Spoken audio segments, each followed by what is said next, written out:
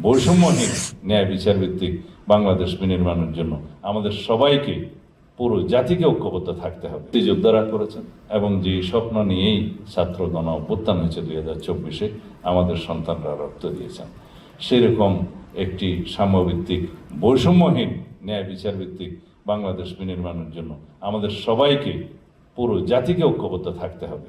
আজকে রাজনৈতিক দলগুলোর মধ্যে, গণতান্ত্রিক রাজনৈতিক দলগুলোর মধ্যে যারা ফ্যাসিবাদ বিরোধী আন্দোলনে ভূমিকা রেখেছেন, সবার মধ্যে ঐক্য ফাটলের একটা চেষ্টা কোনো না কোনো পক্ষ নিচ্ছে বলে আমার মনে হয়, যার জন্য আমরা তর্ক করছি, বিতর্ক করছি, সংস্কারের জন্য আলাপ আলোচনা করছি, কিন্তু নির্বাচনকে নিয়ে যেন দুই একটা পক্ষ ধোঁয়াশা সৃষ্টি করছে।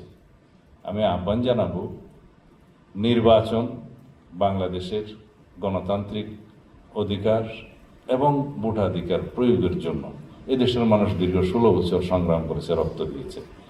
অনেকগুলো অধিকারের মধ্যে প্রধানতম অধিকারের দাবি ছিল ভোটাধিকার প্রতিষ্ঠা করা। সেই ভোটাধিকার প্রতিষ্ঠার জন্য যখন একটা রাস্তা সুগম হয়েছে, এই রাস্তায় যেন আমরা কোনো কাঁটা না বিছাই, এই আহ্বান সকল রাজনৈতিক দলের কাছে রাখবো।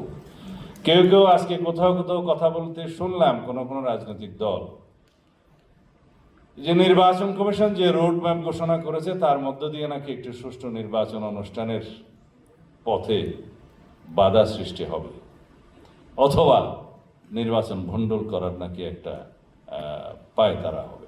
পদ্মা সেতু, মেট্রো রেল এবং এলিভেটেড এক্সপ্রেসওয়ে নির্মাণের গর্বিত অংশীদার বসুন্ধরা সিমেন্ট। আমরা সেভাবে কেন দেখব? এই নির্বাচনের রোড ম্যাপ ঘোষণার জন্যই তো আমরা বিগত 1 বছর অনেকটা আলাপ আলোচনা এবং সরকারের সাথে দর কষাকষি করে সবাই মিলে ঐক্যবদ্ধভাবে এই জায়গায় আসতে পেরেছি। আজকে যখন নির্বাচনের রোডম্যাপ ঘোষণা হয়ে গেল, সেটা জাতির প্রত্যাশা পূরণ হয়েছে বলে আমরা আমাদের প্রতিক্রিয়া জানিয়েছি। সেই জায়গায় এটাকে আমরা স্বাগত না জানিয়ে এর মধ্যে কোনো সন্দেহ দুর্লভমানতা দেখানো ঠিক হবে না। আসুন, যদি কোনো রকমের কোনো বিষয়ে কোনো সংশয় থাকে, আমরা আলাপ আলোচনা করি। আলাপ আলোচনার মধ্য দিয়ে আমরা গণতান্ত্রিক যাত্রাকে সুগম করি এবং এই দেশের গণতান্ত্রিক প্রতিষ্ঠানগুলোকে আমরা নির্মাণ করি।